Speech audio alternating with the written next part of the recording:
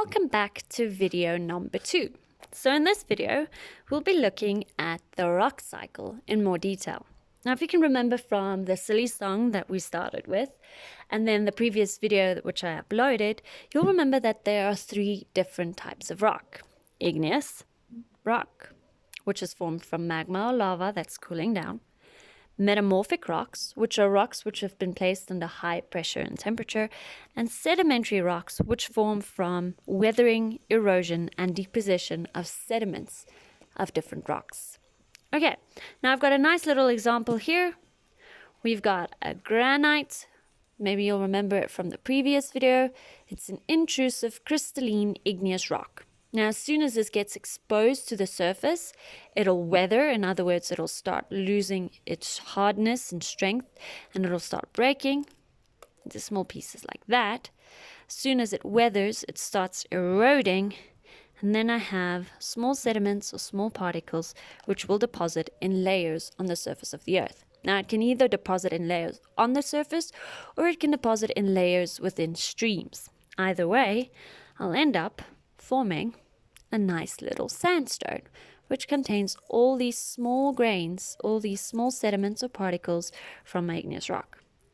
Now, if this sandstone has been placed under high pressure and temperature beneath the crust, it'll turn into a metamorphic rock.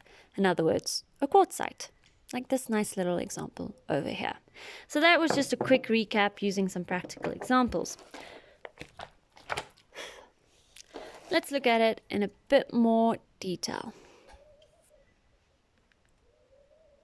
Okay, so let's take a closer look at the rock cycle. So we start off, it doesn't really matter where you start off, but you've got igneous rocks, sedimentary rocks, and metamorphic rocks. Now, whether you start with an igneous rock or a metamorphic rock, either one and both of them will weather, erode, and then deposit small particles or sediments to form sedimentary rocks. If you can remember from the previous video, I have 2 types of sedimentary rocks. I've got my mechanically formed sedimentary rocks. For this, I need grains of sand. Different sizes of sand, or different sized grains of sand. And the other type of sedimentary rock would be the chemically or organically formed sedimentary rocks. For organically formed sedimentary rocks, I need plant and or animal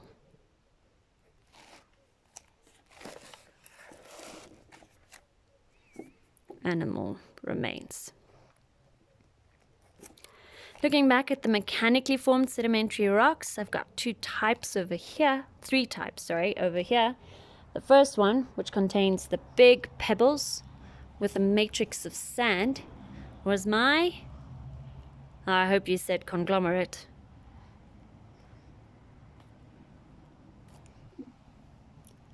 The next type of sedimentary rock doesn't have the big pebbles, but it still has the grains. And this was called a sandstone. We've dealt with this one quite a lot.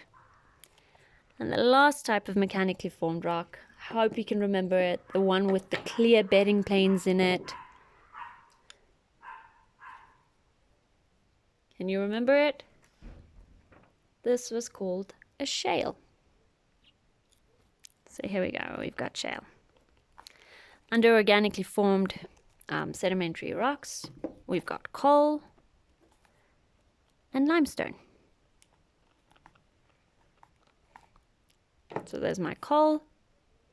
Unfortunately, I don't have a limestone specimen. Now, once I have these sedimentary rocks, they can experience a great amount of heat and pressure when they are pushed back or pushed down further into the crust. Now, the only way they can actually be pushed back is by having different layers of sand deposited on top of them. So they're actually just being buried. So when I bury my sedimentary rocks, I'll end up forming metamorphic rocks. And this is due to the heat and the pressure experienced by the rock. Now, the example I showed you a bit earlier was when I have this sandstone metamorphosing into this quartzite. Now, under metamorphic rocks, I have quite a few examples. So you can just look on page 145. What I do want you to know with metamorphic rocks is that, first of all, you need heat to form a metamorphic rock, and you need pressure to form a metamorphic rock. You have that? So here we would typically have our shale, this nice little shale. And if I add heat and pressure to it, it'll turn into a slate. Do you remember the slate? It sounded almost like glass. So now I've got a slate. The example that I keep using, I can have a sandstone. And as soon as I add pressure and heat to that, because it gets buried under vast amounts of layers of sediments, I'll end up forming a quartzite. So a sandstone will turn into a quartzite. There's a few more examples on page 145 that you can look at.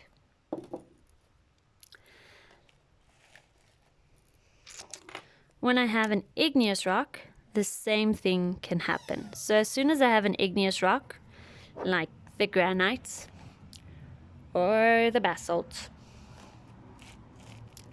or the dolerite, as soon as I place them or bury them under a lot more layers of sediments, and I add heat and pressure to it, they will also metamorphose.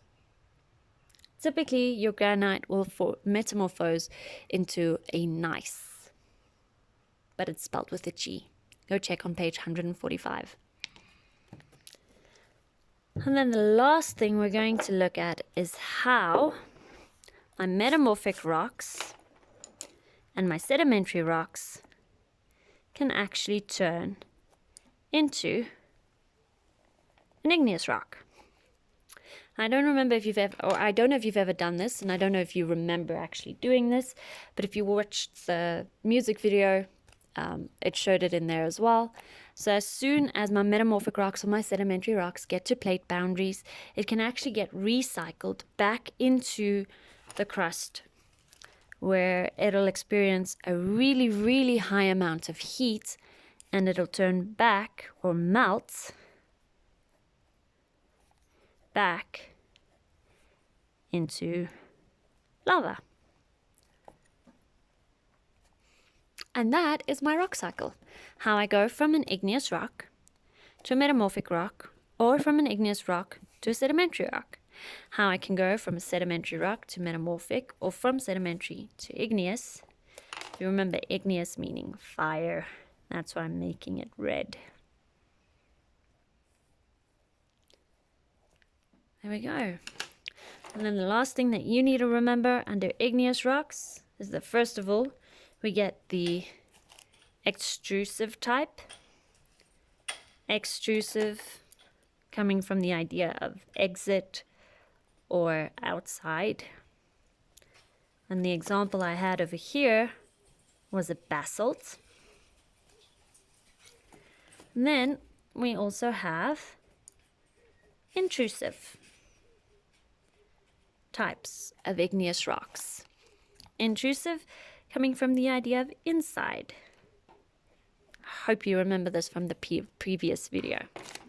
And the two types of intrusive rocks that I can experience or get over here is either a granite or a dolerite.